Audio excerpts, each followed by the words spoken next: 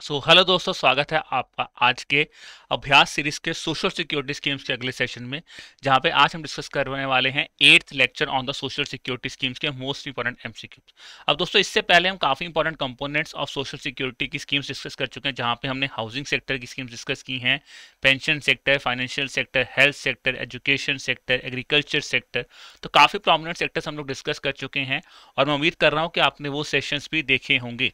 अगर आपने किसी कारणवश वो सेशन नहीं देखे हैं तो एक छोटा सा रिक्वेस्ट आप सबसे ये है दोस्तों कि आप उन सेशंस को जरूर देखिए, बिकॉज कहीं ना कहीं अगर आप चीज़ों को प्रैक्टिस करोगे तभी हमारी तैयारी जो है वो अच्छी हो सकती है। क्योंकि अगर कोई क्वेश्चन लेट से ऐसी चीज़ पढ़ा बहुत होता है बट क्वेश्चन जब प्रैक्टिस नहीं ना किए होते, तो एग्जाम में जाके सबसे पहली प्रॉब्लम यही होता है कि इतना कुछ पढ़ा है, अब इसको एग्जीक्यूट कैसे करूं। ये बहुत बड़ी प्रॉब्लम आती है और इसीलिए जो एमसीक्यू सेशंस हैं आपके बहुत ज़्यादा यूजफुल होने वाले हैं। बात करूं आज के सेशन की, तो आज के सेशन में हम दोस्तों काफी इंपॉर्टेंट स्कीम्स डिस्कस करेंगे, कहीं ना कहीं ट्राइबल अफेयर से रिलेटेड। ठीक है जी। और सेशन को शुरू करने से पहले दोस्तों, अगर आप एक यूपीएससी ईपीएफओ एस्पिरेंट हैं और आप एक डिटेल्ड सॉल्यूशन आंसर की देखना चाहते हैं with respect to the previous papers of EPFO, तो आप हमारी गाइड बुक जो है उसको डाउनलोड कर सकते हैं दोस्तों, जिसका लिंक आपको फ्रीली डिस्क्रिप्शन में अवेलेबल है। उसके अलावा दोस्तों, यहाँ पे आपको डिटेल सिलेबस मिल जाएगा, पॉलिटी का, हिस्ट्री का, सोशल सिक्योरिटी का, इंडस्ट्रियल रिलेशन का। तो प्रॉपर डिटेल सिलेबस आपको यहाँ पे मिल जाएगा, क्योंकि काफ़ी बार क्या होता है, टॉपिक्स मेंशन होते हैं पर सिलेबस में उसमें करना क्या है वो चीज़ें मेंशन नहीं होती। तो वो यहाँ पे आपको डिटेल में मिल जाएंगे दोस्तों। इसके अलावा किस तरह जब अपने प्रेपरेशन को इनिशियल स्ट्रेटेजाइज कर सकते हैं या फिर इनिशियल स्टार्टिंग दे सकते हैं, उसके बारे में भी जानकारी आपको यहाँ पे इस गाइड बुक से मिल जाएगी। ठीक है दोस्तों, तो फ्रीली है, डाउनलोड कीजिए और अपनी प्रेपरेशन को एक कदम आगे बढ़ाइए। चलिए अब बात करते हैं आज के सेशंस के ऊपर। तो सबसे पहला सवाल जो है वो है ईएमआरएस स्कीम के ऊपर, जो कि है Eklavya model residential school scheme. Scheme बहुत ही इंपॉर्टेंट है। ठीक है, ये कहीं ना कहीं किसको टारगेट करते हैं, ये शेड्यूल्ड ट्राइब स्टूडेंट्स को टारगेट करते हैं। ट्राइबल अफेयर्स की स्कीम है, जहां पे सरकार का प्राइम ऑब्जेक्टिव क्या था। प्राइम ऑब्जेक्टिव सरकार का यही था दोस्तों कि हमें एक ऐसी स्कीम बनानी है जहां पे कहीं ना कहीं हमें क्वालिटी एजुकेशन प्रोवाइड कर सकें शेड्यूल्ड ट्राइब स्टूडेंट्स को। ठीक है जी। अब उसी कंटेक्स्ट में पहला सवाल है कि कौन सी स्टेटमेंट यहाँ पे इनकरेक्ट है इस स्कीम के बारे में।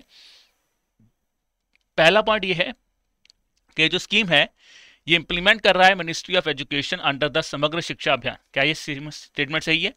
दूसरी स्टेटमेंट यह है कि each MR school can admit a maximum of 720 students from class 6 to class 12th year. EMRS targets a block with at least 50% scheduled tribe population and a minimum of 20,000 ST persons here। तो यहाँ पे कौन सी statement गलत है ये आपको मुझे यहाँ पे बताना है दोस्तों। तो यहाँ पे दोस्तों पहली और दूसरी स्टेटमेंट दोनों ही गलत हैं। क्यों? क्योंकि जब हम ट्राइबल अफेयर्स की बात करें तो यहाँ पे मिनिस्ट्री ऑफ एजुकेशन का रोल नहीं, यहाँ पे actually ministry of tribal affairs की ये स्कीम है, जो कि सरकार ने लॉन्च की थी 97-98 में। किसके अंतर्गत लॉन्च की है? ये लॉन्च की हुई है, इसकी इंप्लीमेंटिंग एजेंसी है basically national education society for tribal students है, वो इसकी एग्जीक्यूटिंग एजेंसी है। ऑब्जेक्टिव जैसे मैंने आपको बताया कि हम चाहते हैं एक अच्छी एजुकेशन प्रोवाइड हो शेड्यूल्ड ट्राइब स्टूडेंट्स को, जो कि चाहते हैं कि हम अच्छी तरह पढ़े। ठीक है, उनको इम्पार्ट करी जाए अच्छी एजुकेशन। ठीक है, अब यहाँ पे जिस भी एरिया में जहाँ पे 50% से ज्यादा शेड्यूल्ड ट्राइब पॉपुलेशन और मिनिमम 20,000 लोग ST पर्सन रहते हैं, वहां पे स्कीम को लागू किया गया है। मैक्सिमम स्ट्रेंथ दोस्तों 720 नहीं, इट इज 480 स्टूडेंट्स की यहाँ पे मैक्सिमम स्ट्रेंथ जो है वो देखने को मिलती है, that is from class 8 to 12th। अगर मैं आपसे बात करूं तो कितने नंबर ऑफ सीट्स देखने को मिलती हैं? अगर आप बात करेंगे क्लास 6 से लेके 8 तक, तो यहाँ पे जो सीट होते हैं, नंबर ऑफ क्लासेस भी होते हैं 60 सीट्स। ठीक है जी, 60 स्टूडेंट्स पर क्लास। और अगर हम बात करें 9th से लेके 12th तक, तो यहाँ पे आ जाती है 30 स्टूडेंट्स पर क्लास। ये इसकी यहाँ पे स्ट्रेंथ रहती है। अब डिस्कस करते हैं अगला क्वेश्चन इसी स्कीम के ऊपर कि यहाँ पे कौन सी स्टेटमेंट करेक्ट है regarding the key features of the EMRS scheme. School provide करता है training in sports and skill development while preserving local art and culture. 20% of the seats are reserved under the sports quota for deserving ST students, और the recurring cost per student has been revised to 1,09,000 rupees here। तो यहाँ पे आपको मुझे बताना है कौन सी statement सही है। अब तीसरी स्टेटमेंट जो अब मैं आपको बोलूँ, बहुत बच्चों के दिमाग में डाउट है कि क्या मुझे ऐसा डाटा याद करना है 1,09,000, 1,04,000। देखिए, ये कोई डायनामिक डाटा नहीं है, ये क्राइटेरिया है स्कीम का कि इस स्कीम के अंतर्गत जो बच्चे की कॉस्ट होगी वो कौन बेयर कर रहा है, वो गवर्नमेंट बेयर कर रही है। तो रेकरिंग कॉस्ट जो है, ये वाला पॉइंट हमें पता होना चाहिए, बिकॉज यहाँ पे हमसे डायरेक्ट सवाल एग्जामिनर हमसे पूछ सकता है। तो यहाँ पे दोस्तों अगर मैं बात करूं, यहाँ पे तीनों की तीनों स्टेटमेंट्स ही सही हैं। बिल्कुल है, जैसा मैंने आपको बताया था कि हमें स्किल डेवलपमेंट करनी है, ट्रेनिंग भी प्रोवाइड करनी है, बट हम चाहते हैं कि बच्चे पढ़ें। ठीक है, 20% सीट्स जो हैं वो रिजर्व की गई हैं फॉर दी एससी स्टूडेंट्स। अब यहाँ पे दोस्तों क्या है, अगर किसी कारणवश आपकी टोटल नंबर ऑफ 480 सीट्स नहीं फिल होती तो उस कैटेगरी में आपको 10% सीट्स जो हैं वो आपकी नॉन एसटी स्टूडेंट्स के लिए भी यहाँ पे बोला गया आप फिल कर सकते हो। ठीक है, बट आपकी स्ट्रेंथ जो है वो 480 से ऊपर नहीं होनी चाहिए। हाँ, वहां पे भी ये बोला गया है जो लेफ्ट विंग एक्सट्रीमिस्ट एरिया में लॉन्ग हैं, या फिर जो स्टाफ है, या फिर आप कह सकते हैं जो बच्चे जिनके पेरेंट्स नहीं है, उनको प्रायोरिटी दो। ठीक है जी। रेकरिंग कॉस्ट 1,09,000 हो चुकी है। इससे पहले कितनी थी? पहले 61,000 रुपये थी, पर सरकार ने कुछ साल पहले जो है इसको भी बढ़ा के 1,09,000 रुपया कर दिया है। ठीक है, बाकी ऑब्वियसली बात है स्पोर्ट्स ट्रेनिंग जो है, स्किल डेवलपमेंट है, उसके ऊपर तो ध्यान यहाँ पे दिया ही जा रहा है, इसीलिए हमने 20% सीट्स जो है वो स्पोर्ट्स कोटा के अंडर भी रिजर्व की गई है। तीसरा क्वेश्चन इस स्कीम के ऊपर आता है, which of the following statements regarding the Eklavya model residential schools are correct. आपको मुझे बताना, consider the statements and choose the correct statement here. Schools will be on par with Kendriya Vidyalaya schools. अब क्या ये स्कूल्स जो हैं, क्या ये केंद्रीय विद्यालय ऑन पार विद केंद्रीय विद्यालय हैं, या फिर ऑन पार विद नवोदय विद्यालय हैं, या फिर on par with both central government and state government school? बताइए। Construction cost of EMRS in plain area is 48 crore rupees. क्या 48 करोड़ रुपया कंस्ट्रक्शन कॉस्ट है, या कम है, या ज्यादा है? नंबर ऑफ सीट्स और boys and girls will be equal है। तो आपको मुझे बताना है यहाँ पे कौन सी स्टेटमेंट सही है। तो यहाँ पे सिर्फ और सिर्फ दोस्तों तीसरी स्टेटमेंट जो है वो सही है, बाकी दोनों स्टेटमेंट गलत हैं। क्यों गलत है? बिकॉज जो स्कूल बनेंगे दोस्तों वो केंद्रीय विद्यालय के पार पे नहीं, वो बनेंगे नवोदय विद्यालय के। Should be at par with Navodaya Vidyalaya. Construction cost जो है वो प्लेन एरियाज में 38 करोड़ रुपीज है, याद रखो 38 करोड़ रुपया है, और 48 करोड़ रुपीज ये कहां पे है? ये है आपकी हिली एरियाज और नॉर्थ ईस्टर्न एरियाज में। ये है construction cost of the constructing the hostels, constructing the EMRS school है। ये आपको पता होना चाहिए। और जैसे मैंने आपको बताया था कि प्राइम ऑब्जेक्टिव स्कूल का यही है, कहीं ना कहीं हम बच्चों में जो एजुकेशन है उसको प्रमोट करना चाहते हैं अंडर दिस स्पेसिफिक स्कीम है। ठीक है जी, तो ये इंपॉर्टेंट है with regards to the Eklavya model residential scheme of the ministry of tribal affairs. अब बात करते हैं आज की दूसरी इंपॉर्टेंट स्कीम, जो कि पिछले साल सरकार ने अनाउंस की है, धरती आभा जनजातीय ग्राम उत्कर्ष अभियान, जिसका पहला नाम क्या था? जनजातीय उन्नत ग्राम अभियान। इसी स्कीम को बाद में नए नाम के साथ फाइनली इस नाम के साथ इसको लॉन्च किया गया, धरती आभा जनजातीय ग्राम उत्कर्ष अभियान। अब आते हैं कि इस कंटेक्स्ट में कौन सी स्टेटमेंट सही है। पहला क्वेश्चन यही है, scheme aims to improve socio economic conditions of tribal communities through saturation coverage in tribal majority villages. इसके अंतर्गत 17 मिनिस्ट्रीज इन्वॉल्व की गई हैं and is funded under the development action plan for scheduled tribes. It includes a dedicated focus on universal access to good education and healthy aging among the ST population here. तो आपको मुझे बताना है इस context में यहाँ पे कौन सी स्टेटमेंट सही है। तो देखिए जी, यहाँ पे तीनों की तीनों स्टेटमेंट्स ही सही हैं। अब ये स्कीम क्यों लॉन्च की गई थी, अब इसके बारे में समझते हैं। इस स्कीम का ऑब्जेक्टिव क्या था कि जो हमारे एसटी पॉपुलेटेड एरियाज हैं या फिर ट्राइबल डोमिनेटेड एरियाज हैं, वहां पे हमें क्या करना है, हमें यार उनकी सोशो इकोनॉमिक कंडीशन को इंप्रूव करना है। अब सोशो इकोनॉमिक कंडीशन को इंप्रूव करने के लिए सरकार ने बोला हमारे बहुत ज्यादा इनिशिएटिव्स हैं, हेल्थ सेक्टर्स में हमारी स्कीम्स है, एजुकेशन सेक्टर में हमारी स्कीम्स है, जैसे कि एजुकेशन में तो समग्र शिक्षा अभियान है, ईएमआर अभी पड़ा है, वो भी है हमारे पास। फाइनेंशियल सेक्टर्स में बहुत ज़्यादा स्कीम्स हैं। तो हमें कहीं ना इन सब स्कीम्स को इंटीग्रेट करना और लोगों तक वो जो फायदे हैं वो पहुंचाने हैं। इसीलिए यहाँ पे 17 मिनिस्ट्रीज इन्वॉल्व हुई under the development action plan. देखो ऑब्जेक्टिव है ना, देखो development action plan for scheduled tribes, ताकि जो शेड्यूल्ड ट्राइब्स है उनकी डेवलपमेंट हो सके। ठीक है जी। अब ऑब्वियसली बात है गुड एजुकेशन, हेल्दी एजिंग, इनके ऊपर भी यहाँ पे फोकस किया जा रहा है। और मेन ऑब्जेक्टिव क्या है कि हमें गैप आइडेंटिफिकेशन करना है कि यार जो गैप जहां पे रह रहा है ना, कि सरकार ने स्कीम से उसने लॉन्च कर दी, क्या वो गैप स्पेसिफिक जो गैप है उसको हम लोग देखें और हम उसके ऊपर काम करें। अब ये स्कीमें 5 साल के लिए लॉन्च की गई, पिछले साल सितंबर 2024 में लॉन्च की गई थी। अब ये चलेगी scheme till the year 2028-29, this year तक ये जो स्कीम है आपकी लॉन्च की जाएगी। ठीक है जी। और अगर मैं बात करूं 17 तो मिनिस्ट्रीज है, बट इसके अंदर दोस्तों कम 25 स्कीम्स हैं जिनको इन्वॉल्व, यानी 25 स्कीम्स को इंटीग्रेट यहां पे किया गया है अंडर दिस स्पेसिफिक स्कीम। अब बात करते हैं अगला सवाल इसी स्कीम के ऊपर ही, which of the following statements are incorrect with respect to this specific scheme here. The scheme will cover 63,000 villages and 549 districts across India. तो क्या ये स्टेटमेंट सही है? Up to rupees 2 lakh is provided for the construction of tribal homestays under this initiative and the recurring cost per beneficiary under this scheme is 1 lakh रुपया। क्या ये ऐसी statement सही है या गलत है? आपको मुझे बताना यहाँ पे कौन सी स्टेटमेंट गलत है। देखिए, जैसे मैंने आपको बताया, कहीं ना कहीं हमें सोशली उनको अपलिफ्ट करना है, और उसी केस में मिनिस्ट्री ऑफ टूरिज्म के अंतर्गत इसी स्कीम के अंदर एक इनिशिएटिव लॉन्च किया जिसका नाम था ट्राइबल होम स्टेज, जहां पे ऑब्जेक्टिव क्या था कि आप घर को कंस्ट्रक्ट कीजिए। आपने बहुत बार देखा होगा, लोग अगर घूमने जाते हैं तो होम स्टेज में रहते हैं। इसी तरह से आपने वहां पे ट्राइबल होम स्टेज को प्रमोट किया है कि यार हम आपको पैसा देंगे, आप नया घर बनाइए। अगर आपके पास पुराना घर भी है और आप उसको भी रेनोवेट करना चाहते हैं, हम आपको उसके लिए भी पैसा देंगे। ठीक है, तो इसी कंटेक्स्ट में यहां पे क्या है कि सेकंड और थर्ड स्टेटमेंट गलत है। क्यों गलत है मैं बताता हूं। देखो, थर्ड स्टेटमेंट तो पहली बात यह है, इट्स अ कंप्लीट ब्लफ। ऐसा कोई भी रेकरिंग कॉस्ट पर बेनिफिशियरी नहीं है। वो रेकरिंग कॉस्ट जो मैंने आपको पढ़ाया था वो ईएमआरएस स्कीम का पार्ट था, बट इस स्कीम के अंदर ऐसा कोई भी रेकरिंग कॉस्ट का इनिशिएटिव नहीं है। तो अप टू ₹5 लाख दिए जाते हैं for the construction of new house under the tribal home stage. अगर आपको रिपेयर करना है तो आपको 3 लाख रुपए स्कीम के अंतर्गत दिया जाता है। 63,000 गांव, अराउंड 549 डिस्ट्रिक्ट्स और 2,740 ब्लॉक्स इस स्कीम के अंडर जो हैं वो कवर किए जाएंगे। और बात है कितने लोग हम टारगेट कर रहे हैं, तो अप्रोक्सीमेटली 5 करोड़ पीपल हैं जिनको कि सरकार टारगेट कर रही है स्कीम के अंतर्गत। ठीक है जी, और इसके लिए दोस्तों हम लोग किसके साथ मैप कर रहे हैं? हम मैप कर रहे हैं इसको पीएम गति शक्ति पोर्टल के साथ। ठीक है जी, अब आता है कि यहाँ पे प्राइम फोकस एरिया हमारा क्या होगा, या फिर ट्राइबल मेजॉरिटी विलेजेस मैं बात कर रहा हूं तो वो कौन सी विलेजेस हैं? हमने बोला कि हमारा प्राइम फोकस होगा ट्राइबल मेजॉरिटी विलेजेस जहां पे 500 या उससे ज्यादा लोग ट्राइबल पॉपुलेशन है।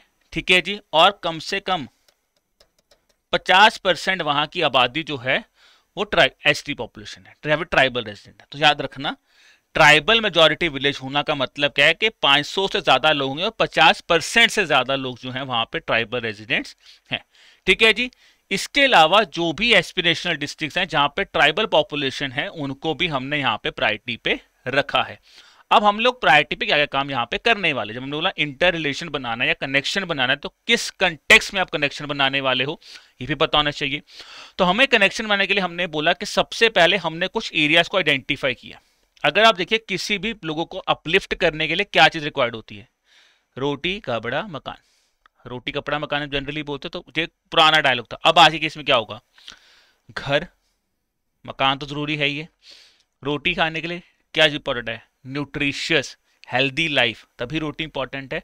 उसके अलावा क्या इंपॉर्टेंट है भाई? उसके अलावा इंपॉर्टेंट है पहले कपड़ा। कपड़ा तो एक पार्ट अलग चीज है। एजुकेशन हो गया, इलेक्ट्रिफिकेशन बिजली हो गई, कनेक्टिविटी हो गई, ठीक है ना, इकोनॉमिकली अपलिफ्टमेंट हो गई। तो ये सारी चीजों को कनेक्ट करके यहाँ पे इंपॉर्टेंट चीजों के साथ कनेक्ट किया जाएगा। तो कौन से हैं दोबारा बता देता हूँ। हाउसिंग सेक्टर है, housing and community level infrastructure create किया जाएगा। फिर दूसरा बात ऑब्वियसली बात क्या है? Health and nutrition, education training हो गया। एजुकेशन के बाद आपका इलेक्ट्रिफिकेशन हो गया, जहाँ पे पीएम उज्ज्वला स्कीम है, सोलर रूफटॉप स्कीम है, पीएम कुसुम स्कीम है, उसको आप यूज करोगे यहाँ पे कहीं ना कहीं। इकोनॉमिक एम्पावरमेंट हो गया, इकोनॉमिकली अपलिफ्ट करना है, ठीक है ना। उसके बाद आ जाता है कनेक्टिविटी, कि जब आप उनको अपलिफ्ट कर रहे हो तो अल्टीमेटली क्या चाहते हो? कनेक्टिविटी। और कनेक्टिविटी का मतलब यहाँ पे रोड कनेक्टिविटी नहीं है। कनेक्टिविटी का यहाँ पे मतलब है डिजिटल कनेक्टिविटी। कहीं ना कहीं उन लोगों को कनेक्ट करना है। हम बात करते हैं यूपी, आप देखोगे आज भी भारत में काफी ज्यादा ऐसी जगहें हैं जहां पे यूपीआई वर्क नहीं कर रहा, लोगों को पता ही नहीं यूपीआई क्या होता है। तो वो चीज बतानी है, मोबाइल कनेक्टिविटी देनी है, ठीक है। तो ये है यहां से कनेक्टिविटी का मतलब, ठीक है जी। चलिए अब बात करते हैं इसी स्कीम के ऊपर, नेक्स्ट क्वेश्चन के ऊपर। इस स्कीम के दोस्तों बेसिकली 4 गोल्स हैं, आपको मुझे बताना है इनमें से कौन सा गोल नहीं है। अब जो चीज मैंने आपको पीछे समझाई, अगर आप उसी चीज को सम अप कर लो ना, तो आपको चारों गोल्स जो हैं वो क्लियर हो जाएंगे। और हमने बोला सोशो इकोनॉमिक अपलिफ्टमेंट, तो इसको ध्यान से समझना। पहला पॉइंट ये है कि हमें इंफ्रास्ट्रक्चर बनाना है, डेवलपिंग द एनेबलिंग इंफ्रास्ट्रक्चर। दूसरा आता है प्रमोशन ऑफ इकोनॉमिक एम्पावरमेंट। तीसरा आता है universalization of access to good education.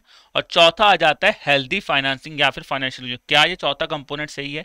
क्या ये चारों कंपोनेंट सही है? तो आपको मुझे बताना है इसमें से कौन सा गोल नहीं है। तो इसमें से दोस्तों तो ऑप्शन नंबर डी है, वो गोल नहीं है, बिकॉज हेल्दी फाइनेंसिंग नहीं, हेल्दी लाइव्स की बात। अभी तो मैं बात करके आया हूं कि लाइव्स एंड न्यूट्रिशन, तो वो तो हमने यहां पे लिखा ही नहीं, healthy live and dignified ageing, तो ये आता है। तो गोल समझो बहुत ध्यान से, जो चीजें मैंने अभी दिखाई ना, हेल्थ, ये चीज लिखी है सारे, इन्हीं को ध्यान से समझो। सबसे पहली बात है हमें वहां पे इंफ्रास्ट्रक्चर ही क्रिएट करना है, एनेबलिंग इंफ्रास्ट्रक्चर, जहां पे हाउसिंग हो सकता है, रोड हो सकता है। जब आपने इंफ्रास्ट्रक्चर क्रिएट किया तो उनकी स्किल्स के ऊपर काम कीजिए, ताकि कहीं ना कहीं उनको स्किल्स लेके आ सके। उनकी इकोनॉमिक एम्पावरमेंट कैसे होगी? सोशली तो कर रहे हो, इकोनॉमिकली। जब उनको आप इकोनॉमिक एम्पावरमेंट दोगे, जब उनके पास इकोनॉमिकली भी कुछ चीजें आई हैं, उनके पास इंफ्रास्ट्रक्चर भी आ चुका है, तो उसके बाद आपका नेक्स्ट ऑब्जेक्टिव है कि अब जब इकोनॉमिक एम्पावरमेंट आई है, तो इससे हम चाहते हैं कि जितने लोग हैं वो एक्सेस टू एजुकेशन लें। एकलव्य मॉडल रेजिडेंशियल स्कीम उसका पार्ट आ सकता है, समग्र शिक्षा अभियान आएगा, सर्व शिक्षा अभियान आएगा, समग्र शिक्षा अभियान, तो इसका पार्ट बन जाएगा। हेल्दी लाइव्स, पीएम अनुसूचित जाति अभ्युदय योजना, sorry PM Ayushman Bharat scheme होगी यहाँ पे, ठीक है जी। आरोग्य मित्राज हो गए, उसके बाद Ayushman Bharat digital health mission हो गया, तो ये आएगा। डिग्निफाइड एजिंग स्कीम, अनुसूचित जाति अभ्युदय योजना, राष्ट्रीय वयोश्री योजना, बाबू जगजीवन राम छात्रावास योजना, तो इन सब चीजों को आप यहाँ पे क्लब अप करोगे under this specific scheme here, ठीक है दोस्तों। तो ये है बेसिकली दिस स्पेसिफिक स्कीम। अगर मैं यहाँ पे बात करूँ दोस्तों, तो यहाँ पे ऐसा नहीं है कि सारा का सारा काम सेंट्रल गवर्नमेंट कर रही है, क्योंकि ये स्कीम्स ऑलरेडी डिफाइंड है। तो क्या है, सेंट्रल लेवल पे जो पॉलिसी वाला काम है वो सेंट्रल गवर्नमेंट करेगी। जो कस्टमाइजेशन वाला काम है कि पॉलिसी बनी, अब इसको प्रोग्राम्स को कस्टमाइज कीजिए स्टेट स्पेसिफिक, तो वो काम स्टेट करेगा। उसके बाद क्या है, डिस्ट्रिक्ट का काम का, डिस्ट्रिक्ट जो है वो बेसिकली आपको डाटा चेक देगा, ठीक है। ऊपर से पॉलिसी बनी, स्टेट ने अपने हिसाब से उसको बाइफरकेट कर दिया, फिर डाटा चेक जो है वो कौन कर रहा है, वो कर रहा है आपका district level. Block level basically क्या करेगा दोस्तों, वो विलेज कैंप्स लगाएगा। ग्राउंड लेवल एग्जीक्यूशन जो है, वो एग्जीक्यूशन अल्टीमेटली कौन कर रहा है, वो ब्लॉक लेवल कर रहा है। तो ये बेसिकली इसका छोटा सा क्राइटेरिया है, ठीक है जी। और इस स्कीम की जो भी मैपिंग है दोस्तों, वो किसके अंतर्गत की जाएगी, वो की जाएगी पीएम गति शक्ति पोर्टल के अंदर।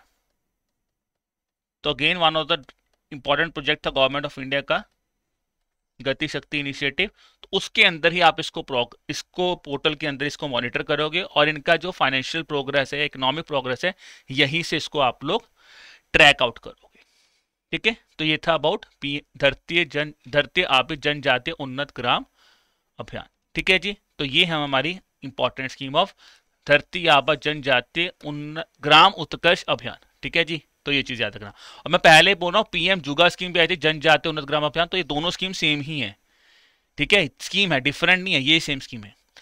अब बात करते हैं आज की अगली स्कीम के ऊपर, पीएम जनमन स्कीम, बहुत ही इंपॉर्टेंट स्कीम है जी, ठीक है जी। प्रधानमंत्री जनजाति आदिवासी न्याय महाअभियान। अब यहां पे बेसिकली क्या था, जो मैंने आपको बताया कि अभी जो पिछली स्कीम पड़ी है धरती आभा वाली, वो बेसिकली क्या है, ट्राइबल पॉपुलेशन के लिए आपने वो स्कीम लॉन्च की। ये स्कीम जो है, काम इसका भी यही है कि डिफरेंट डेवलपमेंट इनिशिएटिव्स को लेके आइए, ताकि अब हम अपलिफ्टमेंट कर सकें। किसकी? यहां पे अपलिफ्टमेंट होने वाली है, स्पेसिफिकली सरकार का टारगेट था पर्टिकुलरली वल्नरेबल ट्राइबल ग्रुप्स। और दोस्तों ये तो आपका one of the important component Indian polity का भी है, तो आपको पता होना चाहिए पीवीटीजीज के बारे में।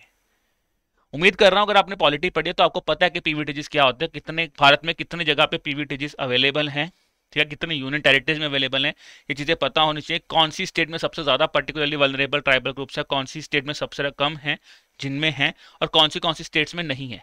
तो ये इंपॉर्टेंट पॉइंट्स है दोस्तों, इनके बारे में भी आपको पता होना चाहिए, ठीक है जी। चलिए अब वापस आते हैं यहाँ पे। The following statements are correct regarding the PM Janman scheme here. तो ये बोला गया दोस्तों पहला पॉइंट के scheme cover 75 PVTGs residing in 18 states and 1 union territories. तो क्या भारत में वाकई ही 75 पीवीटीजीज हैं? जो 18 स्टेट्स और 1 यूनियन टेरिटरीज में है, तो ये काइंड ऑफ स्टैटिक इन्फॉर्मेशन है जो कि स्कीम से भी पूछी जा रही है। Financial allocation includes 24,000 crore rupees, जहां पे 15,000 करोड़ रुपया ऑलमोस्ट सेंट्रल शेयर यहाँ पे दिया गया है।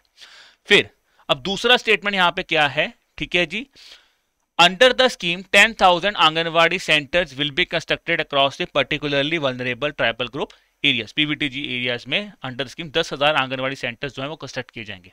अब दोस्तों मैं आपसे एक चीज पूछता हूं कि जो सेकंड स्टेटमेंट मैंने आपको पूछी है, बहुत बच्चों के दिमाग में आएगा कि सर ये स्टेटमेंट क्या याद करनी है, नहीं करनी है, क्या करूं ना करूं। तो मैं आपको एक चीज बताता हूं, जनरली जो स्कीम्स पुरानी हो चुकी होती है उनकी फाइनेंशियल एलोकेशन एग्जैक्ट अमाउंट याद नहीं करना कि 24,000 करोड़ 15,000 करोड़ पे एग्जैक्ट अमाउंट कभी भी याद नहीं होता, ना कभी करना है। ये स्टेटमेंट डालने का ऑब्जेक्टिव यही है जो मैंने आपको पिछले सेशन में भी बताया था, बिकॉज बहुत बार जो बहुत स्टूडेंट्स जो बैंकिंग एग्जामिनेशन की प्रिपरेशन करके यूपीएससी ईपीएफओ की तैयारी कर रहे होंगे, या फिर एसएससी लेवल के स्टूडेंट्स जो कि इस एग्जामिनेशन की प्रिपरेशन कर रहे होंगे, कहीं ना कहीं वो फाइनेंशियल एलोकेशन पे बहुत ज्यादा एम्फोसिस देने लग जाते हैं कि सर फाइनेंशियल एलोकेशन पढ़नी है या नहीं पढ़नी। तो एक क्वेश्चन उन बच्चों के लिए बताना था दोस्तों कि इतनी ज्यादा फाइनेंशियल एलोकेशन यहाँ पे इंपॉर्टेंट नहीं होती, अप्रॉक्सीमेट आइडिया रखो। क्योंकि ये स्कीम नहीं थी तो ऑब्वियसली बात है 24,000 करोड़ पर, इसमें से ना पता है कि इसमें सेंटर स्टेट रेशियो नॉर्मल 60-40 नहीं है, यहाँ पे मेजर कंट्रीब्यूशन सेंटर ही करता है, तो इसलिए हमने जो क्वेश्चन है आपके लिए स्टेटमेंट जो यहाँ पे इंक्लूड किया। जनरल कंटेक्स्ट में क्या फाइनेंशियल एलोकेशन इंपॉर्टेंट है, अगर स्कीम रिसेंट लॉन्च हुई तो आपको आइडिया होना चाहिए, अगर तो पुरानी स्कीम है तो फाइनेंशियल एलोकेशन इंपॉर्टेंट नहीं होती है, मैं आपको खुद बता रहा हूँ, ठीक है। Under the scheme 10,000 anganwadi centres will be constructed across the particularly vulnerable tribal group areas, ठीक है जी। अब यहां पे देखते हैं कौन सी स्टेटमेंट सही है। तो यहां पे दोस्तों मैं बात करूं, ऑप्शन नंबर है 1 और 2 यहां पे सही है, थर्ड स्टेटमेंट यहां पे गलत है, ठीक है जी। तो यहां पे 15,000 नहीं दोस्तों 2,500 2,500 जो है आपके आंगनवाड़ी सेंटर्स जो हैं यहाँ पे कंस्ट्रक्ट किए जाएंगे, नॉट 10,000, ये पता होना चाहिए, ठीक है जी। अब इंपॉर्टेंट चीज आपको यहाँ पे कुछ चीज और बताता हूँ, ठीक है। और अप्रोक्सीमेटली जो कॉस्ट है वो 12 लाख रुपए के आसपास बताई गई थी आंगनवाड़ी सेंटर्स की। अब यहाँ पे इंपॉर्टेंट चीज एक क्वेश्चन और क्या बताते हैं, अब मैं इस स्टेटमेंट को थोड़ा सा चेंज करता हूँ आप बच्चों के लिए, कि मैंने आपको आंसर तो बता दिया कि स्टेटमेंट जनरली सही है। देखो जनरल कंटेक्स्ट में क्या है, अगर वो आपसे डाटा पूछेगा ना इस तरह का, अगर पूछेगा, वैसे देखो यूपीएससी की टेंडेंसी है वो ऐसे सवाल नहीं पूछता, बट कहीं ना कहीं यार अगर एग्जामिनर थोड़ा सा, मैंने कहा एग्जैक्ट फिगर पूछे, एग्जैक्ट डाटा याद रखना, अप्रोक्सीमेशन भी अगर पूछे क्योंकि लेटेस्ट स्कीम है तो थोड़ा सा आइडिया रखना। बट यहाँ पे एक क्वेश्चन मैं आपसे और पूछना चाहता हूँ कि स्कीम के अंतर्गत ये बोला गया था कि ये कितने, जैसे मैंने बोला ना वो 17 मिनिस्ट्रीज हैं, 25 स्कीम फोकस कर रही हैं। यहां पे एक चीज क्या याद रखना है कि यहां पे 11 क्रिटिकल इंटरवेंशंस हैं, ठीक है जी, जो कि 9 मिनिस्ट्रीज के साथ इनलाइंड है।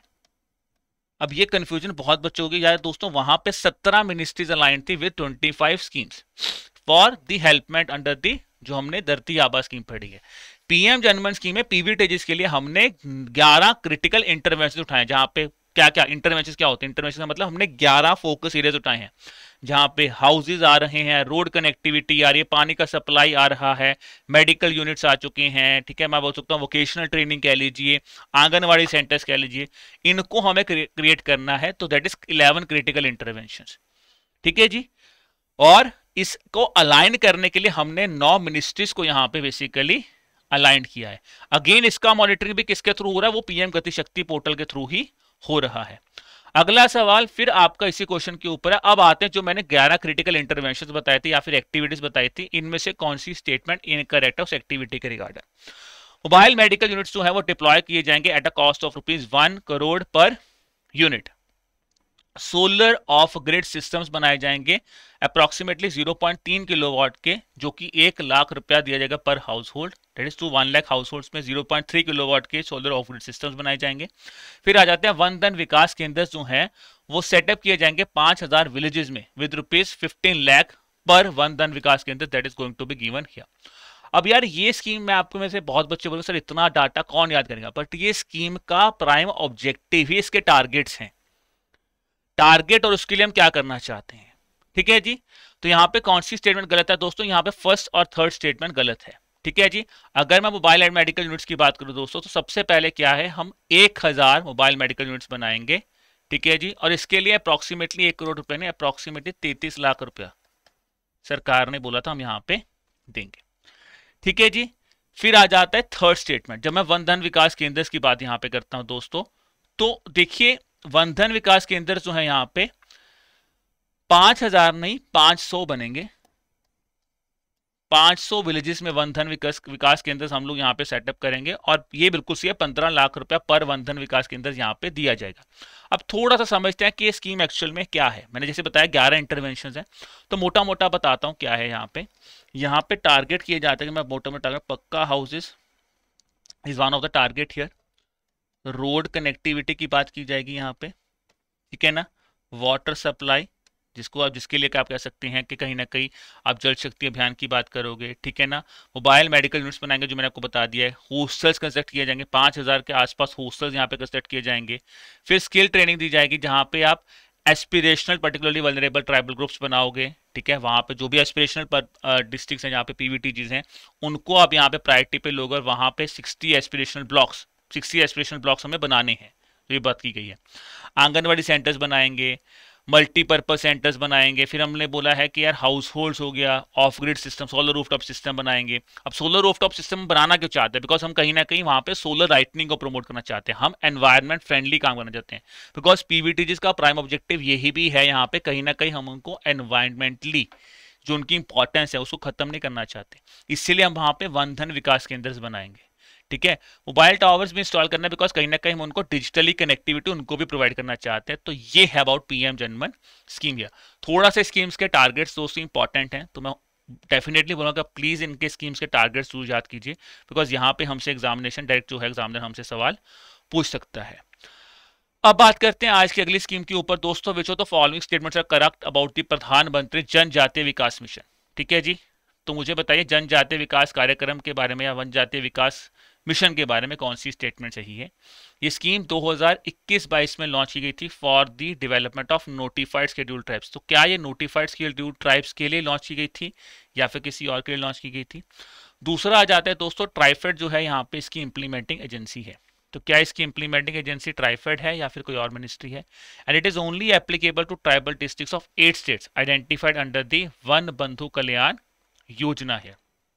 तो बताइए दोस्तों यहाँ पे कौन सी स्टेटमेंट सही है?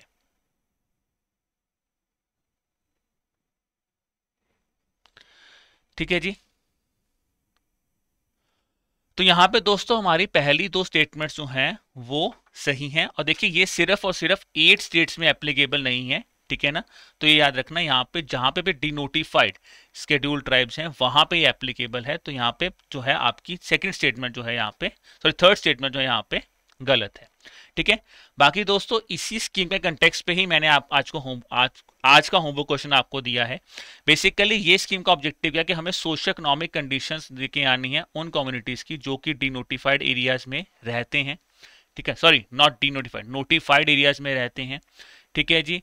कवरेज की मैं बात करूँ दोस्तों, तो इनिशियली हमारा जो टारगेट है वो अप्रॉक्सीमेटली जितनी भी हमारी स्टेट्स हैं उनको कवर करने का यहाँ पे टारगेट भी है, ठीक है जी। और 15th फाइनेंस कमीशन के साथ ही ये स्कीम जो है हमारी चलेगी भी।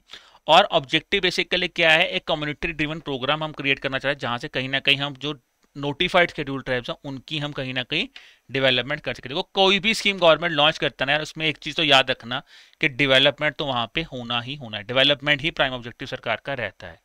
अब दूसरा क्वेश्चन जो मैंने आपको इसी स्कीम के कंटेक्स्ट में पूछा है कि कौन सी स्टेटमेंट इनकरेक्ट है, जो मुझे आपको आज होमवर्क क्वेश्चन में भी बताना पड़ेगा।